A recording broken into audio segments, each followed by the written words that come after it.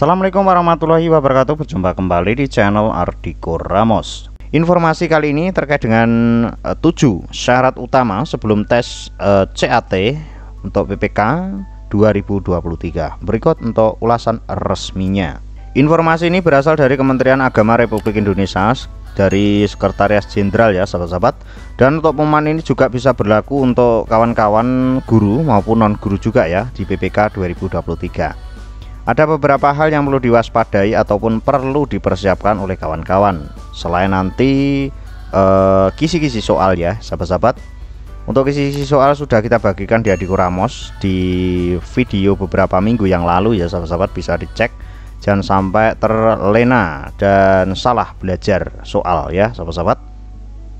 Hal ini terkait dengan tentang pelaksanaan seleksi kompetensi CP3K Kementerian Agama Republik Indonesia tahun anggaran 2023.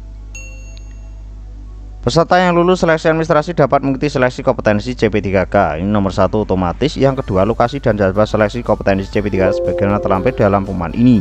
Untuk kawan-kawan di P3K guru ya 2023, untuk lokasi dan jadwal seleksi ini silahkan cek di laman resmi instansi masing-masing atau pantau terus di SSCSN. Jadi jangan lelah ya sahabat-sahabat, terus pantau SSCSN masing-masing, di sana nanti akan muncul. Itu penting, dua hal itu ya. Yang ketiga, yaitu peserta wajib mengikuti ujian sesuai dengan jadwal dan lokasi yang telah ditentukan. Ini bocorannya adalah 2 jam sebelum pelaksanaan harus sudah standby ya sahabat-sahabat.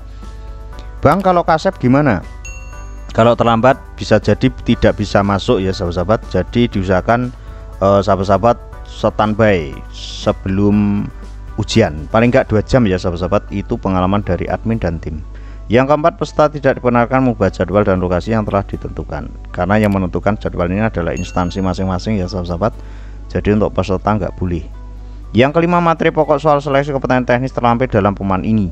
Jadi untuk materi pokok soal seleksi kompetensi teknis maupun kompetensi guru ya, mohon maaf, kompetensi teknis untuk guru maupun teknis ya, bisa dicek di laman resmi. Jika nanti kawan-kawan masih bingung, silahkan komentar di bawah video ini, nanti akan kita bagikan detail atau bahkan kita live streaming ya sahabat-sahabat, agar nanti kawan-kawan bisa langsung sharing dengan kawan-kawan kita atau dari admin dan tim. Yang keenam, penetapan keputusan panitia pengadaan CSN Kementerian Agama tahun 2023 bersifat final dan tidak dapat diganggu-gugat. Ini bukan hanya untuk CSN Kementerian Agama, namun untuk semuanya ya sahabat-sahabat, termasuk dari guru dan non-guru, teknis, kesehatan dan sebagainya.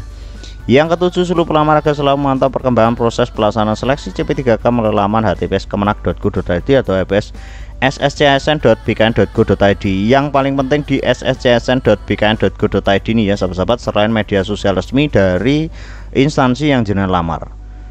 Informasi ini terbit di Jakarta tanggal 8 November 2023, tertanda dari Pak Nizar selaku Ketua Panitia Sekretaris Jenderal. Ada beberapa hal juga ketentuan pelaksanaan seleksi kompetensi P3K ini ya sahabat-sahabat. Di sini peserta hadir paling lambat 60 menit sebelum seleksi dimulai dan atau sesuai ketentuan yang diatur oleh masing-masing instansi untuk proses registrasi dan pemeriksaan kelengkapan dokumen persyaratan. Di sini teman-kawan, kenapa admin tadi bilang 2 jam sebelumnya? Karena yang paling lama teman-teman, yang paling aman itu jenengan 2 jam sebelum on itu sudah hadir ya. Yang kedua, panitia seleksi instansi memberikan PIN registrasi pada peserta sebelum jadwal seleksi dimulai. Jadi jangan bingung, untuk PIN registrasi di kartu ujian itu nggak ada ya sahabat-sahabat, kosong alias kosong atau nggak ada. Itu nanti pas waktu jangan mau tes CAT itu wajib dibawa adalah kartu peserta ujian yang didownload dari SSCSN 1, yang kedua KTP, itu yang paling penting ya sahabat-sahabat. Yang ketiga, pemberian PIN registrasi tutup 5 menit sebelum jadwal seleksi dimulai. Jadi jenengan jangan sampai terlambat. Yang keempat, wajib membawa KTP elektronik asli, KTP yang masih berlaku, kartu keluarga asli atau salinan kartu keluarga yang dilegalisasi pasrah oleh pejabat berwenang, dan kartu peserta seleksi yang ditujukan pada panitia seleksi instansi. Ini tadi sudah saya jujuk ya, sudah saya spill dulu. Yang keempat. Yang kelima, dalam hal penyelenggaraan seleksi di luar negeri, ini enggak terlalu penting ya untuk kawan-kawan yang ada di dalam negeri. Kalau ada yang luar negeri terus komentar di video ini, silahkan cek. Peserta harus sesuai dengan foto yang ada di kartu peserta. Nah, ini yang sudah kita bocorkan sebelumnya ya sahabat-sahabat, bahwasanya nanti ada pencocokan foto KTP dengan wajah kita sendiri. Peserta menggunakan pakaian rapi, sopan dan bersepatu. Ini bajunya putih, celana hitam, kalau perempuan nanti jilbab hitam polos. Itu yang paling aman. Peserta di dalam ruang seleksi dilarang membawa buku atau catatan lainnya, kalkulator, gawai, kamera dalam bentuk apapun, jam tangan dan alat tulis, senjata api tajam dan sebagainya menggunakan komputer selain untuk aplikasi CAT. Itu perlu diketahui ya sahabat-sahabat, karena nanti jika melanggar langsung diskualifikasi. Peserta dilarang bertanya atau berbicara dengan sesama peserta tes selama seleksi berlangsung, menerima memberikan sesuatu dari kepada peserta lain tanpa izin panitia selama berlangsung, keluar ruangan seleksi kecuali memperoleh izin dari panitia, membawa makanan dan minuman dalam ruang seleksi, dan merokok dalam ruangan seleksi. Yang ke-10, peserta yang telah selesai ujian dapat meninggalkan tempat ujian secara tertib. Ini yang perlu digarisbawahi oleh teman-teman, itu adalah yang ke-9 ini poin A dan B. Ini kadang lupa ya sahabat-sahabat. Wah, ini teman saya seperti itu ya. Ini perlu dipahami untuk teman-teman, dan ini berlaku juga untuk teman-teman dari guru maupun non guru PPK 2023. Jadi antisipasi saja. Datang awal, KTP dibawa, kartu ujian harus dibawa. 2 itu harus ya sahabat-sahabat, gak boleh tidak, harus.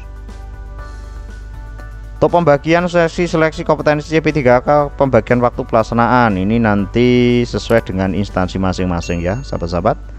Namun ini sesuai dengan paling enggak ya secara umum ya sahabat-sahabat, secara umum bisa dicek. Mungkin untuk itu seperti ya, sanksi bagi peserta. Peserta yang terlambat hadir tidak diperkenankan masuk untuk mengikuti seleksi CP3K dan dianggap gugur. Lah ini perlu garis bawahi. Jadi kalau manut admin 2 jam sebelum tes, misalkan tesnya jam 6, jam 4 pagi harus datang. Kenapa seperti itu? Antisipasi. Kalau enggak ya monggo, soalnya kan resiko tanggung masing-masing. Peserta yang tidak membawa kelengkapan dokumen peserta dan atau bukti memberikan dokumen palsu tidak dibenarkan mengikuti seleksi dan dianggap gugur. Jadi lek orang gowo gugur. Peserta yang melanggar ketentuan yo gugur. Nah, sepil dari admin kemarin atau bahkan 1 bulan yang lalu ya sahabat-sahabat, sekarang terbukti ya. Jadi untuk teman-teman yang selalu ada di Adiko Ramos nggak perlu cemas, sesuai fakta dan real ya sahabat-sahabat. Karena untuk admin sendiri dan tim adalah pelaku maksudnya di sini juga pernah mengalami sendiri ya sahabat-sahabat. Dan apa yang saya ucapkan ini sesuai dengan pengalaman dan aman, tentram, terkendali. Terkait dengan peserta tidak kita spill ya sahabat-sahabat.